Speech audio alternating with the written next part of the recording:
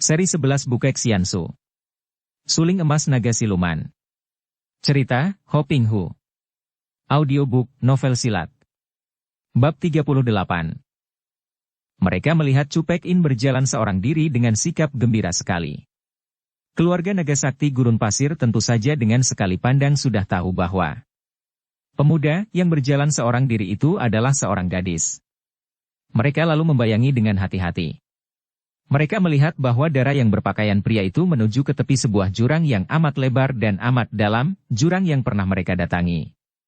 Ketika tiba di tepi jurang, seperti biasa Pek In menoleh ke kanan kiri dan belakang, setelah merasa yakin bahwa di tempat itu tidak terdapat orang lain, dia lalu mengeluarkan suling emasnya dari balik bajunya dan meniup sulingnya. Terdengar suara melengking nyaring yang mengejutkan hati tiga orang pengintai itu. Mereka maklum bahwa tiupan suling itu bukanlah tiupan biasa melainkan tiupan seorang yang memiliki kaikang yang kuat. Tiga orang yang melakukan pengintaian itu memandang dengan mata terbelalak penuh keheranan dan juga kekaguman ketika mereka melihat betapa dari dasar jurang itu kini nampak sehelai tambang yang cukup besar dan kuat, perlahan-lahan naik ke atas dan akhirnya melintang menyeberang jurang. Mengertilah mereka bahwa darah itu tadi menggunakan suara suling untuk memberi tanda kepada orang-orang di seberang jurang yang tidak nampak, dan orang-orang itu telah menarik tambang yang merupakan jembatan dan jembatan tambang itu tadinya menjulur kendur ke bawah, tersembunyi kabut. Memang benar dugaan mereka, karena kini dengan gerakan ringan sekali, darah berpakaian pria itu meloncat ke atas tambang itu dan berjalan di atas tali dengan gerakan yang lincah. Cepat, aku akan mendahuluinya dan kalian di belakangnya. Dia akan membawa kita ke seberang sana, bisik si naga sakti gurun pasir kepada istri dan puteranya. Wan Cheng dan Qin Liong mengerti apa yang dimaksudkan oleh pendekar sakti itu, maka mereka mengangguk dan begitu pendekar itu berkelebat cepat meloncat ke depan, Wan Cheng dan Qin Liong juga meloncat dengan kecepatan kilat menuju ke tepi jurang. Bagaikan seekor burung saja, tubuh pendekar berlengan satu itu telah berada di atas tambang, dan gerakannya sedemikian ringannya sehingga Pek In yang berjalan di depan itu sama sekali tidak tahu bahwa di belakangnya ada orang yang mengikutinya. "Nona, perlahan dulu." Ucapan itu mengejutkan Pek In dan dia menoleh sambil menunda langkahnya. Akan tetapi pada saat itu, orang yang tiba di belakangnya telah meloncat ke atas, melewati kepalanya dan tahu-tahu seorang laki-laki yang bertubuh tegap dan berlengan satu telah berdiri di atas tambang di depannya. Pek In memandang dengan mata terbelalak. Hampir dia tidak percaya bahwa ada orang yang berani melakukan perbuatan yang amat berbahaya seperti itu, ialah meloncati atas kepalanya dan turun lagi ke atas tambang di depannya. Hanya seekor burung saja yang agaknya akan mampu melakukan hal itu. Akan tetapi, dia tidak sempat terheran-heran terlalu lama, karena tambang itu bergoyang di belakangnya dan ketika dia menengok, ternyata di belakangnya terdapat dua orang lain yang sudah berjalan di atas jembatan tambang itu. Dia telah dikepung dari depan dan belakang. "Siapa kalian? Mau apa kalian?" bentaknya, maklum bahwa dia tidak berdaya, dan bahwa para penjaga yang bertugas menarik dan mengendurkan tambang itu pun tidak berdaya karena kalau mereka itu mengendurkan tambang, bukan hanya tiga orang asing, itu yang akan terjerumus ke dalam jurang, akan tetapi dia juga karena dia berada di tengah-tengah antara mereka. "Maaf, Nona. Kami hanya ingin agar Nona membawa kita ke seberang. Kami ingin bertemu dengan para penghuni lembah suling emas," kata Cao Kok Chu dan dia pun segera melangkah ke depan, mendahului gadis itu menyeberang. Pek In tidak membantah karena tahu bahwa percuma saja membantah. Dia pun lalu melangkah ke depan, akan tetapi tiba-tiba terdengar bentakan di belakangnya. "Tunggu dulu. Biarkan kami jalan lebih dulu." Dan Pek In menghentikan langkahnya, menoleh. Pada saat itu, nampak dua sosok tubuh melayang lewat dan seperti orang pertama dua orang itu pun melayang seperti burung terbang saja ke depannya melalui atas kepala dan kini mereka bertiga bersecepat mendahuluinya menyeberang. Tentu saja Pek In terkejut bukan main. Lembah itu telah didatangi oleh tiga orang yang amat tinggi kepandaiannya. Maka dia pun cepat menyeberang. Setelah dia menyeberang, dia memberi isyarat dengan tangannya dan para penjaga tambang lalu menurunkan lagi tambang itu sampai tidak nampak tertutup kabut yang bergantung di dalam jurang. "Siapa kalian dan mau apa kalian memasuki tempat kami dengan paksa?" Pek In membentak setelah dia berhadapan dengan tiga orang itu. Dia memperhatikan mereka dan mendapat kenyataan bahwa selain orang pertama, yang buntung lengannya dan bersikap gagah tadi, juga wanita setengah tua dan pemuda yang berdiri di depannya itu membayangkan kegagahan yang mengagumkan. Nona, benarkah di sini yang dinamakan lembah suling emas? Kami tidak sangsi lagi bahwa di sinilah lembah itu, maka kami minta kepada Nona sukalah membawa kami bertemu dengan para penghuni lembah, yaitu keluarga Chu. Kami mempunyai keperluan yang penting untuk kami bicarakan dengan mereka. Sampai beberapa lamanya Dara itu memandang kepada mereka dengan penuh selidik, kemudian tiba-tiba dia berkata sambil bertepuk tangan. Ai, bukankah aku berhadapan dengan si naga sakti gurun pasir? Kao Kok Chu dan anak istrinya tertegun. Tak mereka sangka bahwa Dara berpakaian pria ini memiliki pemandangan yang demikian tajamnya, dan sekali bertemu telah dapat mengenal mereka. Dan memang Pek In dapat menduga siapa adanya mereka karena Dara itu melanjutkan. Dan kalau paman ini naga sakti gurun pasir, tentu bibi ini adalah istri paman dan dia ini tentulah Jenderal Cao Chin Leong, putra paman. Siapakah engkau, Nona? Dan bagaimana engkau dapat mengenal kami? Wan Cheng bertanya, sinar matanya tajam penuh selidik ditujukan kepada wajah Dara itu. Chu Pek In tersenyum bangga. Memang dia memiliki pengetahuan yang amat luas tentang orang-orang Kang Ou yang belum pernah dilihatnya. Dia mendengar banyak keterangan dari ayah dan para pamannya, dan juga dari bibinya, Tang Chun Chiu. Dia pernah mendengar tentang naga gurun pasir, dan cacat pada lengan yang buntung sebelah, maka ketika dia menyaksikan kehebatan kepandaian pria berlengan buntung itu, kemudian menyaksikan kelihayan wanita dan pemuda itu, tidak sukarlah baginya untuk menebak siapa adanya mereka. Apalagi dia pun sudah mendengar banyak tentang diri Jenderal Cao Chin Leong yang telah memperoleh kemenangan gemilang atas pasukan Nepal baru-baru ini. Namaku Chu Pek In dan kalau kalian hendak menjumpai ayahku, marilah. Setelah berkata demikian, gadis yang lincah ini lalu berlari ke depan, meloncat dan menggunakan seluruh kepandaian ginkangnya untuk berlari secepat mungkin. Tentu saja maksudnya untuk menguji kepandaian tiga orang ini. Dia memang memiliki ginkang yang hebat, maka larinya seperti terbang saja. Setelah lari cepat beberapa lamanya, dia menoleh dan dapat dibayangkan betapa kaget rasa hatinya melihat bahwa tiga orang yang ditinggalkannya itu kini berada tepat di belakangnya, kelihatan berjalan seenaknya saja namun tak pernah tertinggal sedikit pun olehnya. Maka tahulah dia bahwa nama besar naga sakti gurun pasir sekeluarganya bukan nama kosong belaka dan diam-diam dia malah merasa khawatir sekali karena dia belum tahu apa maksud kedatangan mereka, maksud bersahabat ataukah maksud bermusuh. Dan pada saat itu, yang berada di dalam lembah hanyalah ayahnya dan pamannya, Chu Seng Bu, sedangkan pamannya yang lain, Chu Kang Bu sedang pergi bersama Yufi, juga Sim Hong Bu yang boleh diandalkan itu masih berada di dalam guha. Betapapun juga, Pek In menenteramkan hatinya dengan penuh kepercayaan bahwa bagaimana saktinya pihak tamu, kalau sampai terjadi hal yang tidak diinginkan, dia percaya bahwa ayahnya dan pamannya yang kedua akan mampu menanggulanginya.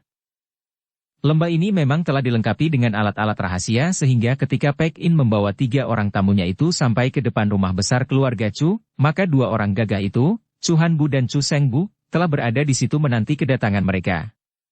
Kiranya para penjaga yang tadi melihat kedatangan tiga orang yang setengah memaksa Pek In, diam-diam telah mengirim berita melalui alat rahasia sehingga sebelum gadis itu tiba bersama para tamu itu, Chu Han Bu dan Chu Seng Bu telah mengetahui dan kini mereka telah menanti kedatangan Pek In di depan rumah. Pek In mengerti bahwa tentu ayahnya telah mendengar dari para penjaga bahwa ada tamu yang amat lihai datang dengan cara memaksa Pek In, maka kini dia ingin mencoba ayah dan pamannya, dengan ucapan gembira. Ayah, paman tahukah ayah siapa yang datang sekali ini? Sejak tadi Chu Han Bu dan Chu Seng Bu memang telah mencurahkan perhatian mereka kepada Kao Kok Chu dan diam-diam mereka terkejut sekali. Kalau ada pendekar yang amat tinggi kepandaiannya dan dia itu hanya berlengan satu, dengan istrinya yang cantik dan gagah penuh semangat, dan puteranya yang juga gagah perkasa dan memiliki mata seperti ayahnya, mata yang mencorong seperti mata naga. Siapa lagi pendekar itu kalau bukan si naga sakti gurun pasir yang hanya pernah mereka dengar namanya seperti dalam dongeng itu? Maka Chu Han Bu lalu menjura, diikuti oleh Chu Seng Bu yang juga sudah dapat menduga seperti kakaknya. Maaf, kalau dugaan kami keliru. Akan tetapi benarkah bahwa lembah kami yang buruk ini memperoleh kehormatan besar dengan kunjungan pendekar besar si naga sakti gurun pasir beserta istri dan putranya? Kembali keluarga itu terkejut. Orang-orang lembah ini sungguh lihai. Naga sakti gurun pasir boleh jadi amat terkenal di dunia Kang Ou, akan tetapi tidak pernah keluar sehingga jarang ada yang mengenalnya, akan tetapi keluarga lembah ini sekali lihat telah dapat menebaknya dengan tepat. Kao Kocu lalu balas menghormat dan berkata tenang. Tidak salah dugaan itu, kami adalah keluarga Kao dan kami datang untuk bicara dengan majikan lembah. Kami adalah keluarga Chu, pemilik lembah ini. Saya bernama Chu Han Bu dan dia adalah adik saya bernama Chu Seng Bu, dan dia itu adalah Chu Pek In, anak tunggal saya. Keluarga kami kebetulan hanya kami bertiga inilah yang saat ini berada di sini, oleh karena itu, Kau Tahiap sekeluarga silakan masuk dan mari kita bicara di ruangan tamu. Terima kasih. Silakan. Chu Han Bu mendahului para tamunya masuk, dan setelah 3 orang tamu itu mengikutinya, Chu Seng Bu dan Pek In lalu mengikuti pula dari belakang. Yang disebut ruang tamu itu adalah sebuah ruangan yang amat luas dan disinilah mereka dipersilakan duduk oleh pihak tuan rumah. Mereka berenam duduk mengelilingi sebuah meja besar. Setelah memandang wajah naga sakti gurun pasir sejenak, akhirnya Chu Han Bu berkata, suaranya datar dan tegas, namun penuh hormat. Kau Tahiap, setelah Tahiap sekeluarga berhadapan dengan kami, nah, silakan memberitahu keperluan apakah yang membawa Tahiap bertiga datang mengunjungi kami. Kau Kocu menarik napas panjang. Tugas yang dipikulnya bersama istri dan putranya itu sungguh bukan merupakan tugas yang enak di hati. Sudah menjadi peraturan umum yang tak tertulis di dunia Kang Ou bahwa orang yang telah dapat menguasai sebuah benda dengan mengandalkan ilmu kepandaiannya, maka dia pun berhak menjadi pemilik benda itu. Akan tetapi, betapapun juga, dia dan istrinya hanya membela putranya yang mengabdi kepada kaisar. Chu Tahiap, tiada lain kedatangan kami ini adalah untuk bicara dengan keluarga Chu tentang pedang Koai Leong Pokiam. Pada wajah Chun Han Bu dan Chu Seng Bu tidak nampak perubahan sesuatu, hanya Chu Pek In yang memandang dengan alis berkerut tanda bahwa hati darah ini merasa tidak senang. Chu Han Bu memandang tajam dan berkata, apakah naga sakti gurun pasir termasuk orang-orang yang hendak memperebutkan pedang pusaka itu seperti dilakukan oleh sekelompok orang Kang Ou beberapa tahun yang lalu? Pertanyaan ini merupakan serangan atau ejekan yang membuat Kao Kok Chu merasa agak bingung. Akan tetapi dia ditolong oleh putranya. Dengan suara lantang dan tegas Kao Chin Leong berkata, hendaknya Chu Long Hyong ketahui bahwa kami datang bukan atas nama pribadi, melainkan atas perintah Sri Baginda Kaisar. Saya adalah seorang panglima yang diutus oleh Kaisar untuk menemukan kembali pedang Koai Leong Pokiam yang telah lenyap dicuri orang dari gedung pusaka istana beberapa tahun yang lalu. Dan ayah bunda saya hanya menemani saya dalam tugas ini. Ucapan itu tegas dan jelas. 2 orang saudara Chu itu saling pandang, dan sejenak mereka tidak dapat menjawab. Menghadapi orang-orang Kang Ou, mereka memang tidak usah merasa malu dan sungkan akan kenyataannya bahwa pedang itu dicuri oleh keluarga mereka, akan tetapi menghadapi utusan kaisar lain lagi soalnya. Mereka bukan hanya dapat dituduh pencuri hina, akan tetapi bahkan juga sebagai pemberontak.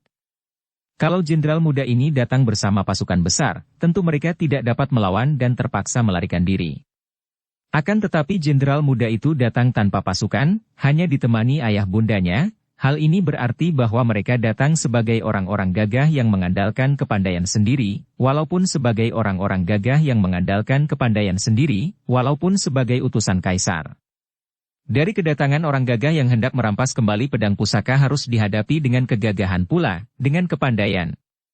Agaknya hal ini sudah diperhitungkan oleh jenderal muda itu, dan oleh karena itulah dia datang bersama ayah dan ibunya yang sakti. Chu Han Bu mengangguk-angguk lalu berkata, tidak kami sangka lagi bahwa pencuri pedang dari dalam gudang pusaka adalah seorang di antara keluarga kami. Akan tetapi hal itu hendaknya tidak dianggap sebagai pencurian, melainkan sebagai hak kami untuk mengambil kembali pedang pusaka keluarga kami yang hilang. Pedang itu adalah buatan nenek moyang kami dan kami yang berhak atas pedang itu. Jadi, kami tidak merasa mencuri dari istana. Kami tidak tahu dari mana asal pedang itu. Yang kami ketahui hanyalah bahwa pedang Koai Leong Pokiam itu berada di dalam gudang pusaka istana sebagai satu di antara benda-benda pusaka kerajaan. Tentang asal mulanya, seperti juga asal mula semua benda pusaka di istana, kami tidak tahu.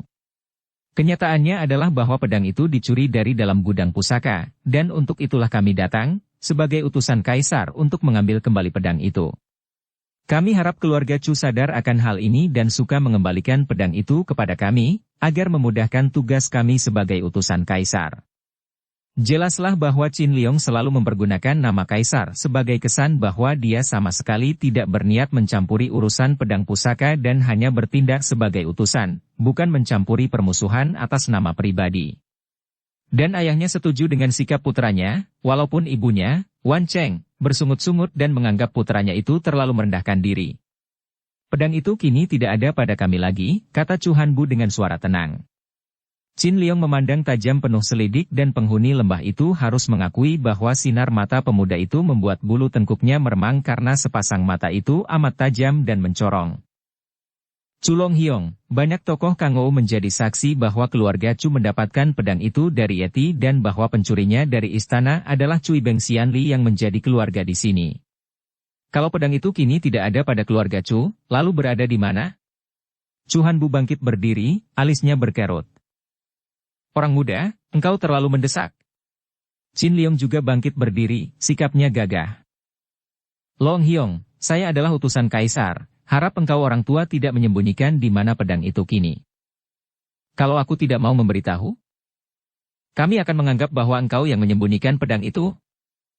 Pedang itu didapat dengan mengandalkan kepandaian dan karena pedang itu adalah milik keluarga kami, maka bagaimanapun juga harus kami pertahankan. Tapi, kami tidak ingin memberontak terhadap pemerintah. Nah, keluarga kau, kami hanya mau memberitahukan di mana pedang itu sekarang berada. Ayah. Pek In berseru akan tetapi ayahnya memberi isyarat dengan tangan agar putrinya itu duduk kembali yang segera ditaati oleh Pek In, akan tetapi dengan wajah penuh kekhawatiran. Untuk mendapatkan keterangan dari kami, Samwi harus dapat mengalahkan dulu keluarga Chu. Bagus. Kenapa tidak dari tadi bicara begitu? Berliku-liku bukan sikap orang gagah, bentak Wan Cheng yang sudah bangkit berdiri. Akan tetapi Cao Kok Chu bersikap tenang dan menyentuh lengan istrinya untuk menyabarkannya. Kemudian dia menghadapi Chu Hanbu dan suaranya terdengar tenang, sedikit pun tidak dipengaruhi amarah, namun terdengar penuh wibawa. Saudara Chu Hanbu telah menyatakan kehendaknya. Kita bukan anak-anak kecil, juga bukan orang-orang yang suka mencari permusuhan. Kami datang untuk menemukan kembali pedang pusaka istana, dan saudara Chu agaknya hendak mempertahankan pedang itu atau segan memberitahu di mana adanya pedang itu tanpa lebih dulu ditebus dengan adu ilmu. Nah, bagaimana syarat yang diajukan oleh kalian sebagai pihak tuan rumah? Chu Hanbu bersikap hati-hati sekali. Ketenangan naga sakti gurun pasir itu sedikit banyak mendatangkan rasa jerih di dalam hatinya, karena dia maklum bahwa seperti itulah sikap seorang pendekar sejati yang tidak ragu-ragu lagi akan kekuatan diri sendiri dan selalu bersikap tenang dalam menghadapi apapun juga, tidak lagi dapat dipengaruhi oleh rasa marah, rasa takut atau lain perasaan lagi. Kokoh kuat seperti batu karang, di tengah laut. Di pihak keluarga kami pada saat ini hanya ada saya dan adik Chu Sengbu kami berdua, akan maju mewakili keluarga kami untuk menghadapi pihak utusan kaisar, kata Chu Hanbu, sengaja menggunakan sebutan utusan kaisar, untuk menekankan bahwa mereka tidak menganggap keluarga naga sakti gurun pasir sebagai musuh-musuh pribadi. 2 lawan 2, itu sudah adil, kata Qin Liang. Saya dan ayah akan maju menghadapi kalian. Akan tetapi bagaimana kalau di antara dua orang yang seorang kalah dan seorang lagi menang? Yang menang akan saling berhadapan, sampai ada yang kalah, sambung Chu Hanbu, tenang. Bagaimana kalau kami kalah? Tanya lagi Qin Liang. Chu Hanbu tersenyum. Kami tidak terlalu mengharapkan itu. Akan tetapi kalau pihak kami menang, kalian harus pergi dari sini dan bersumpah tidak akan mengganggu kami lagi dalam urusan pedang. Tapi itu berarti mengabaikan perintah kaisar. Qin Liang berseru. Terserah. Tapi itulah perjanjian dalam adu ilmu ini, tentu saja kalau pihak kalian tidak keberatan. Qin Liang mengepal tinju. Kata. Keberatan, itu sama dengan takut? Baik, jawabnya. Kalau kami kalah, kami akan pergi dan kami bersumpah tidak akan mengganggu kalian dalam urusan pedang, dan aku akan mengundurkan diri dari kedudukanku di istana karena berarti tidak mampu melaksanakan perintah kaisar. Qin Liang. Wan Cheng berseru kaget, akan tetapi suaminya kembali menyentuh lengannya. Ucapan Liongji cukup tepat sebagai seorang gagah, katanya tenang. Dan bagaimana kalau kalian yang kalah? Qin Liong kini balas mendesak. Chu Hanbu tidak tersenyum, melainkan memandang tajam. Kalau kami yang kalah, kami akan memberitahukan di mana adanya pedang itu dan di samping itu, kami berdua akan menggunduli kepala dan menghabiskan sisa hidup sebagai Hueshio dan mengasingkan diri. Ayah. Pek In berseru kaget, mukanya pucat. Pek In, seorang laki-laki harus mempunyai harga diri. Jenderal muda kau telah mempertaruhkan kedudukannya yang tinggi, maka keputusan itu patut dihormati dan diimbangi dengan keputusan kami mempertaruhkan keputusan kami pula. Dan, kalah dalam tangan keluarga Naga Sakti Gurun Pasir merupakan kekalahan terhormat. Keputusanku tidak dapat dirubah pula. Aku setuju dengan keputusan yang diambil Butuako, sambung Chu Sengbu yang memang sebelum mereka menghadapi keluarga Naga Sakti Gurun Pasir itu telah berunding dengan kakaknya dan keduanya mengambil keputusan ini. Baik sekali.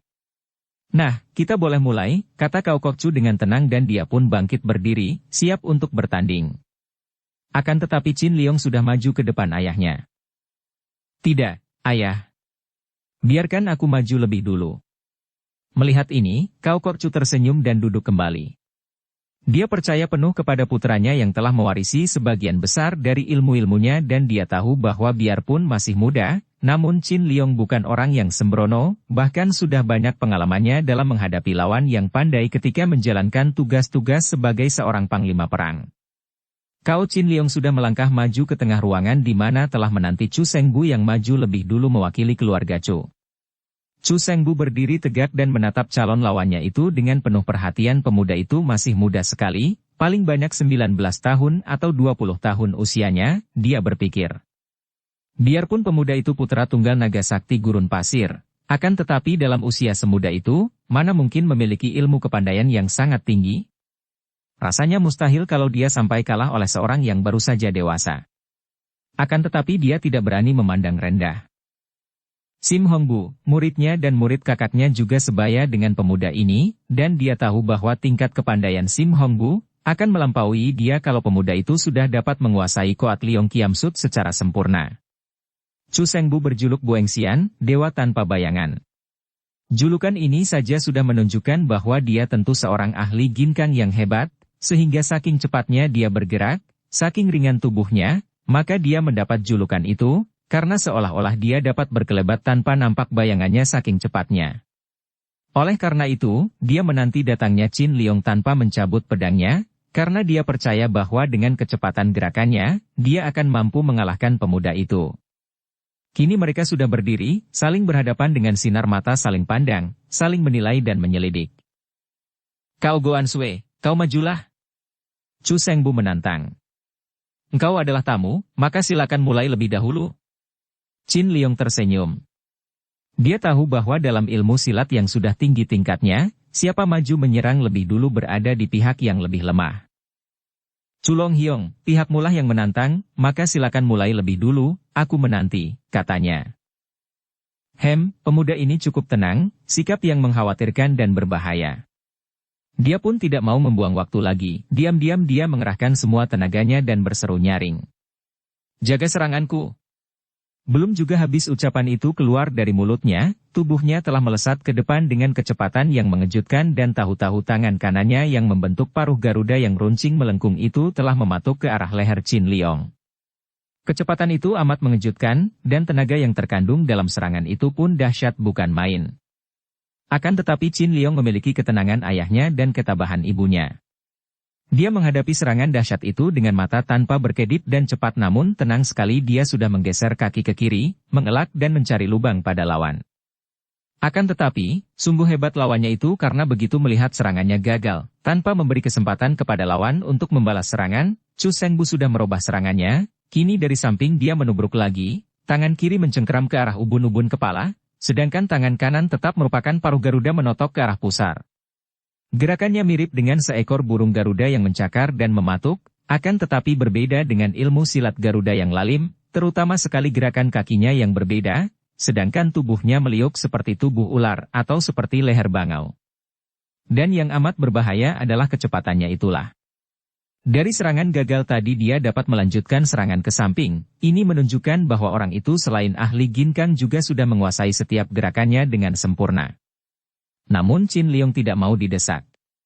Dia mengelak ke bawah untuk menghindarkan cengkeraman pada ubun-ubun kepala dan dengan tangan kiri dia menangkis totokan pada pusarnya, sedangkan tangan kanannya pada saat itu juga, selagi tubuhnya merendah, sudah menghantam ke arah lutut kaki kiri lawan dengan tangan miring ini tidak kalah dahsyatnya dibandingkan kalau dia menggunakan golok membacok kaki itu, dan kalau mengenai sasaran, tentu sedikitnya sambungan lutut itu akan terlepas kalau tidak tulangnya remuk sama sekali. Akan tetapi, Chu Sengbu sungguh memiliki gerakan yang cepat bukan main karena tiba-tiba saja tubuhnya sudah melesat ke atas seperti burung terbang saja.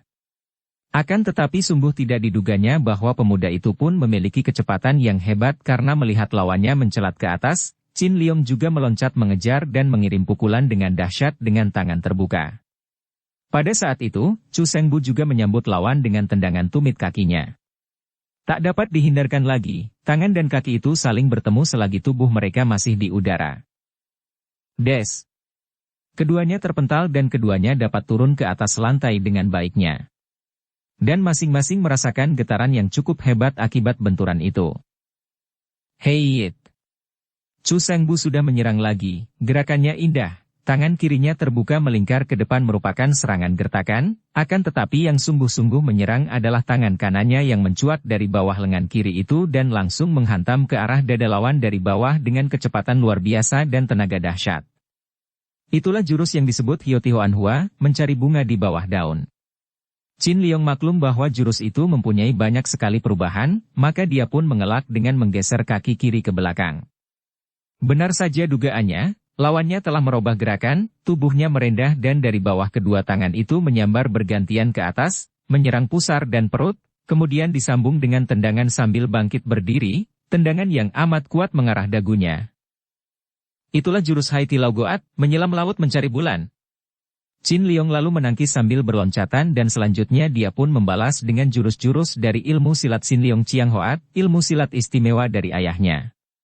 Tubuhnya meliuk-liuk seperti seekor naga beterbangan di angkasa, dan kedua tangannya membentuk cakar-cakar naga. Serangannya datang dari atas dan bawah secara tidak terduga-duga karena tubuhnya yang naik turun dengan cepat dan lincah sekali.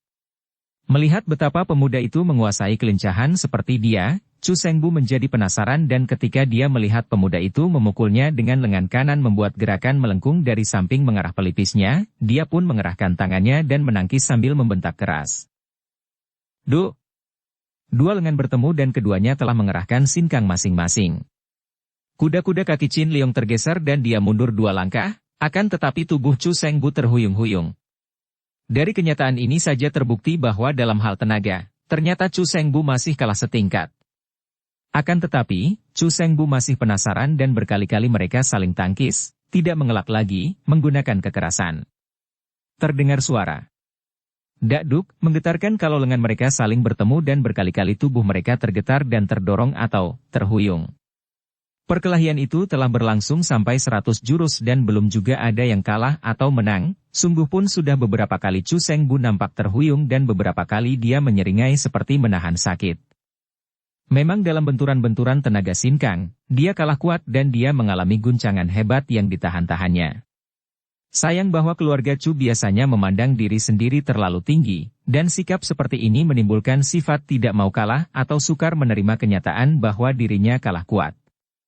Setiap kekalahan mendatangkan rasa penasaran dan Chu Sengbu menjadi semakin nekat. Tiba-tiba dia mengeluarkan bentakan nyaring dan dengan dahsyatnya dia menubruk maju, kedua tangannya didorongkan dengan pengerahan tenaga sekuatnya. Melihat ini, Chu Hanbu sampai menggerakkan kedua tangan ke depan, seolah-olah hendak mencegah adiknya. Sementara itu, melihat hebatnya serangan yang dia tahu seperti hendak mengadu nyawa ini, Qin Liong maklum bahwa dia harus berani mengambil keputusan. Maka dia pun mengeluarkan suara melengking nyaring dan tubuhnya pun tiba-tiba meluncur ke depan dalam kedudukan seperti menelungkup, seperti seekor naga yang sedang terbang. Itulah ilmu Sin Leong Hokti, naga sakti mendekam di tanah, dan biarpun ilmu itu untuk seorang yang berlengan satu, namun Cao Kok Chu mengajarkan juga kepada Qin Liong. Tentu saja gerakannya menjadi kaku dan pemuda ini tidak sepenuhnya dapat menguasai ilmu ini, akan tetapi tenaga yang timbul karena ilmu ini amat dahsyatnya, terpusat kepada lengan yang menjulur ke depan. Bres! Hebat sekali pertemuan antara dua orang yang berilmu tinggi ini di udara. Seolah-olah ada dua bintang bertubrukan dan tubuh Chu Sengbu terlempar ke belakang seperti layang-layang putus talinya, kemudian terbanting ke atas lantai. Dia mengeluarkan keluhan lirih dan merangkak bangun, dari ujung mulutnya menitik darah segar. Dapat juga dia bangkit berdiri dan meraba gagang pedangnya, sebatang pedang lemas. Akan tetapi, melihat keadaan adiknya, dan melihat betapa pemuda perkasa itu masih berdiri tegak dalam keadaan segar, Chu Hanbu maklum bahwa adiknya telah kalah dan kalau dibiarkan maju lagi dengan berpedang, hal itu amat memalukan karena merupakan suatu kenekatan yang terdorong oleh sikap tidak tahu diri dan tidak mau kalah. Cukup, adik Sengbu. Engkau sudah kalah dan biarkan aku yang maju sekarang, kata Chu Hanbu sambil memegang lengan adiknya dan menariknya mundur dengan lembut. Chu Sengbu tidak membantah, melepaskan lagi gagang pedangnya dan dia menarik napas panjang berkali-kali, kelihatan menyesal sekali. Adikmu ini tiada guna, tuaku, katanya dan tiba-tiba dia muntahkan darah segar. Mengasolah, adikku, kata kakaknya. Chu Sengbu menolak tangan Chu Pek-in yang hendak memapahnya, dan dia pun lalu kembali ke tempat duduknya, duduk dengan kedua kaki dinaikkan, bersila dan mengatur pernapasan untuk mengobati luka di sebelah dalam dadanya akibat benturan hebat dengan lawan yang amat tangguh tadi. Dia diam-diam menyesal mengapa tidak sejak semula dia menghadapi lawan itu dengan pedangnya. Kalau dia menggunakan pedang dan pemuda itu pun bersenjata, belum tentu dia kalah dan andai kata dia kalah pun, lebih banyak kemungkinan dia mati, tidak seperti sekarang ini, menderita luka dan tidak tewas sehingga harus menghadapi kekalahannya dan menderita rasa malu. Melihat Chu Hanbu maju dan menoleh kepadanya, Chu Pek-in lalu berseru. Sambutlah, ayah. Dan begitu tangan kanannya bergerak nampak sinar emas berkelebat menuju ke arah ayahnya itu yang mengangkat tangan kanan menyambutnya. Ternyata yang dilontarkan oleh darah itu adalah sebatang suling emas. Chu Hanbu memegang suling emas, memandangnya sebentar, menarik napas panjang lalu menggeleng kepala. Tidak, Pek-in. Aku adalah penghuni lembah naga siluman, bukan lagi lembah suling emas. Dia tersenyum pahit mengenangkan kekalahannya terhadap Kam Hong yang lebih tepat berjuluk suling emas dan semenjak kekalahannya itu, dia tidak ingin lagi mengingat tentang suling emas, apalagi mempergunakan suling emas sebagai senjata karena hal itu hanya mengingatkan akan kekalahannya dan seperti ejekan saja. Dia lalu melontarkan kembali suling itu kepada putrinya yang menyambutnya dengan alis berkerut, penuh kekhawatiran karena darah ini maklum bahwa di antara semua senjata, bahkan dibandingkan dengan sabuk emas yang dipakai ayahnya, suling itu merupakan senjata yang paling ampuh bagi ayahnya. Chu Hanbu sudah melolos sabuk emasnya dan berdiri tegak memandang kepada Cao Kok Chu, sinar mata yang mempersilakan pendekar itu maju melawannya. Melihat ini, Cao Kok Chu juga sudah bangkit dari tempat duduknya. Akan tetapi Qin Liong yang masih berdiri tegak dan belum kembali ke tempat duduknya, berkata, Ayah, akulah yang wajib melaksanakan perintah Sri Baginda. Ayah hanya membantu saja kalau aku gagal. Oleh karena itu, sebelum aku kalah, harap ayah jangan turun tangan lebih dulu. Marilah, Tuong Hyong, mari kita tentukan hasil adu kepandaian ini. Ayah hanya akan maju kalau aku sudah kalah, Chun Hanbu memandang kagum. Kalau saja keadaan tidak memaksa mereka itu saling berhadapan sebagai musuh, dia akan merasa bangga dan senang sekali memiliki sahabat seperti keluarga Kao, yang gagah perkasa ini. Maka dia pun menghampiri pemuda itu dengan sabuk emas dipegang gagangnya oleh tangan kanan sedangkan ujungnya yang lain dipegang oleh tangan kiri. Sikapnya keren ketika dia berkata, Kao Goansue, engkau sungguh hebat dan adikku sudah kalah olehmu. Kalau sekarang aku pun kalah olehmu, maka berarti pihak kami mengaku kalah. Nah, silakan engkau mengeluarkan senjatamu. Cao Qin Liong telah mempelajari ilmu-ilmu kesaktian dari ayahnya dan dia telah digembleng sehingga kedua tangan dan kakinya seolah-olah telah menjadi pengganti senjata. Seperti ayahnya, dia tidak pernah memegang senjata, kecuali kalau berpakaian dinas sebagai jenderal. Pedang yang tergantung di pinggangnya kalau dia berpakaian hanya merupakan tanda pangkat belaka. Maka pada saat itu pun dia tidak membawa senjata. Melihat ini, Wan Cheng lalu melolos pedangnya dan memandang kepada suaminya untuk minta persetujuan suaminya. Cao Kok Chu mengangguk dan istrinya lalu melontarkan pedang itu ke atas. Qin Liong, terimalah pedang ini, serunya dan pedang itu meluncur ke atas, kemudian seperti mempunyai mata saja. Pedang itu berputaran di udara lalu meluncur turun ke arah Qin Liong yang menerimanya dengan manis. Itulah pedang Bantok Kiam, dan pedang yang amat berbahaya ini karena mengandung racun-racun yang amat hebat, nampak kehitaman seperti penuh karat, nampak menyeramkan sekali. Jangankan sampai tertusuk bagian tubuh yang penting, baru tergores saja sudah dapat membawa maut. Biarpun dia telah memiliki ilmu-ilmu silat tangan kosong yang lihai, namun jangan disangka bahwa Qin Liong asing dengan senjata. Sama sekali tidak, dia pandai mainkan 18 macam senjata, terutama ilmu pedang. Melihat pemuda itu sudah memegang senjata, Chu Hanbu yang tidak mau bersikap sungkan-sungkan lagi lalu menggerakkan sabuk emasnya di atas kepala, diputar-putar makin lama makin cepat, lalu berkata, "Orang muda, lihat seranganku." Dan tiba-tiba dari gulungan sinar emas itu mencuat sinar berkeredepan yang menyambar ke arah kepala Qin Liong, dibarengi dengan tangan kiri yang mencengkeram ke arah dada. Sungguh merupakan serangan yang amat dahsyat, sekaligus menyerang dengan sabuk emas dan tangan kiri. Entah mana di antara keduanya itu yang lebih berbahaya, karena harus diakui bahwa hawa pukulan tangan kiri yang mencengkeram itu tidak kalah kuatnya dibandingkan dengan hawa pukulan sabuk emas yang menandakan bahwa tangan itu tidak kalah kuatnya dibandingkan dengan senjata itu. Qin Liong bersikap waspada. Dia maklum bahwa lawannya ini lebih lihai daripada Chu Sengbu tadi. Sedangkan terhadap Chu Sengbu dia pun hanya memperoleh kemenangan tipis, maka dia tahu bahwa sekali ini dia menghadapi lawan yang amat tangguh dan dia harus berhati-hati. Melihat serangan itu, dia pun menangkis dengan pedangnya ke atas, dan mendorongkan tangannya ke depan untuk menyambut cengkeraman tangan kiri lawan. Tringgig. Plak. Keduanya terdorong mundur oleh pertemuan senjata dan tangan itu, dan Qin Liong dapat merasakan betapa tenaga orang ini amat kuat. Lebih kuat daripada tenaga Chu Sengbu dan dia merasa betapa tubuhnya tergetar oleh dua adu tenaga tadi. Akan tetapi, Qin Liong tidak sempat berpikir lebih banyak lagi karena kini terdengar suara berdesing-desing dan pandang matanya menjadi silau melihat gulungan sinar keemasan yang menyambar-nyambar dengan amat dahsyatnya. Gulungan itu membungkus diri Chu Hanbu, dan suara berdesing-desing itu makin lama makin nyaring. Sinar-sinar yang mencuat dari gulungan emas yang merupakan tembok benteng itu makin gencar menyerangnya sehingga pemuda ini terpaksa harus memutar pedangnya untuk melindungi tubuhnya.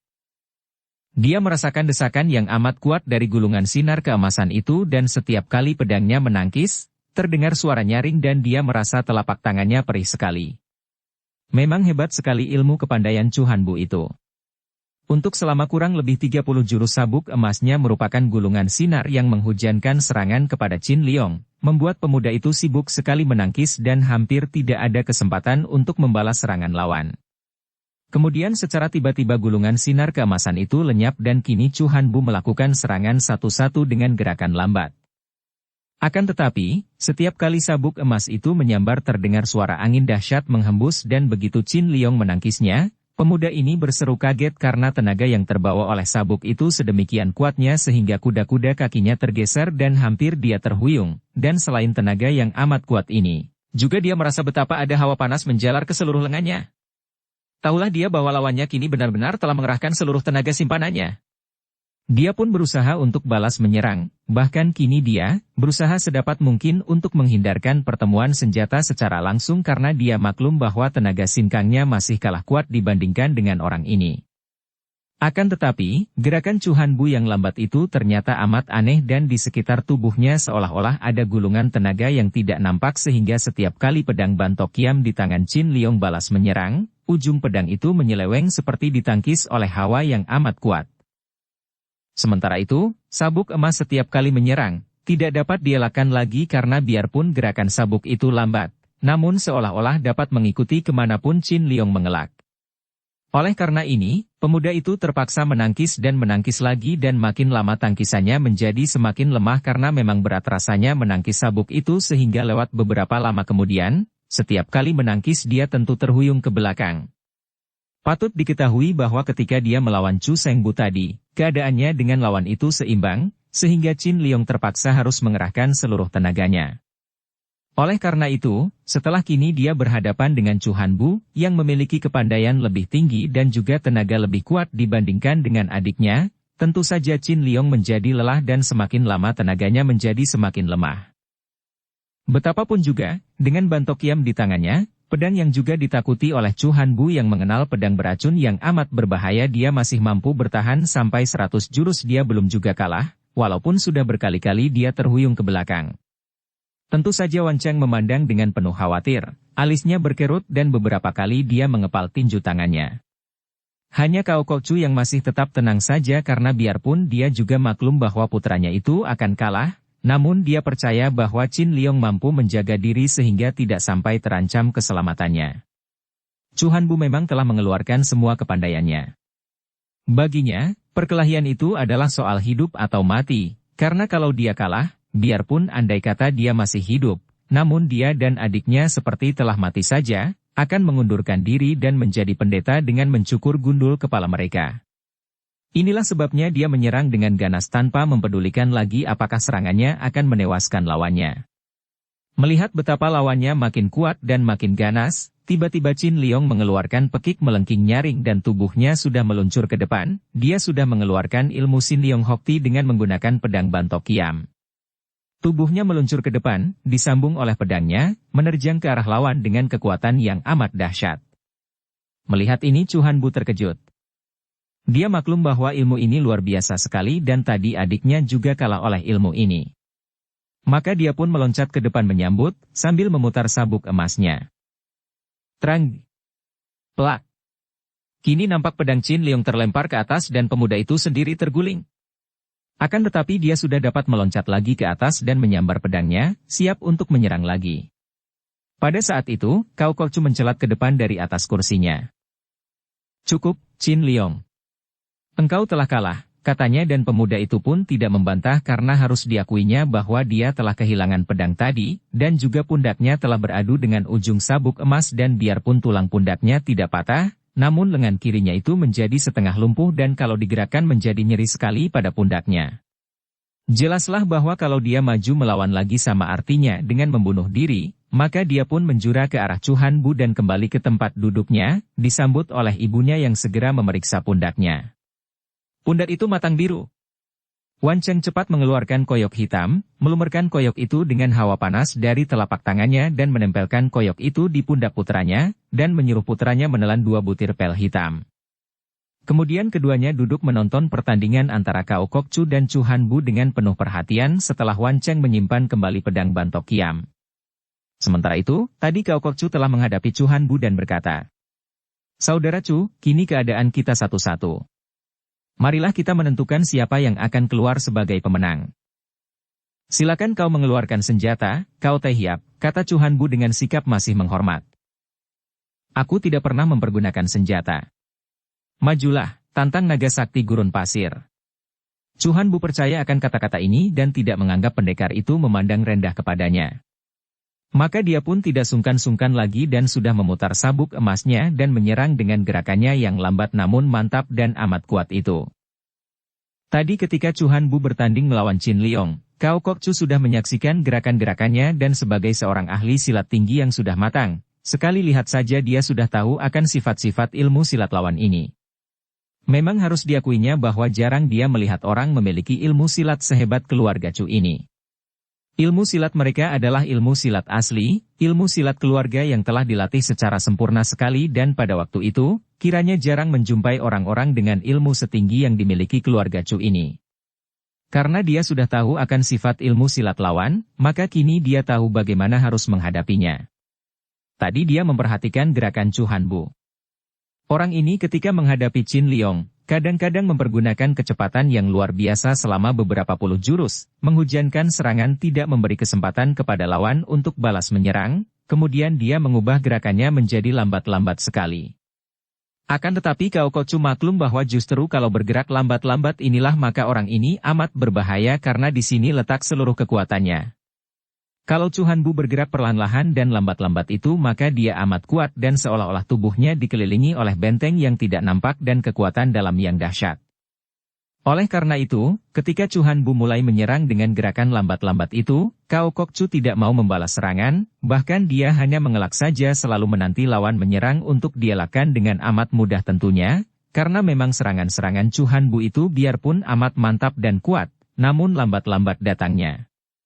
Karena tidak melihat lawan dapat dipancing dengan gerakan lambat, Chu Hanbu menjadi tidak sabar lagi.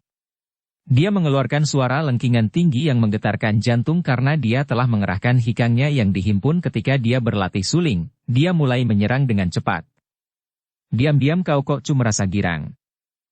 Akan tetapi dia masih tetap mengelak ke sana-sini dan sekali-kali dia menangkis dengan tangan kanannya dan hanya membalas serangan lawan dengan sembarangan saja, dengan tamparan-tamparan tangan kanan yang mengandung angin bersuitan. Melihat betapa lawannya bersikap tenang dan seperti tidak sungguh-sungguh, Chu Hanbu mulai marah.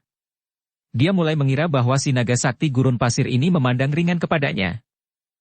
Gerakannya dipercepat sehingga makin lama gulungan sinar keemasan itu menjadi semakin lebar, dan tubuhnya lenyap sama sekali dalam bungkusan gulungan sinar.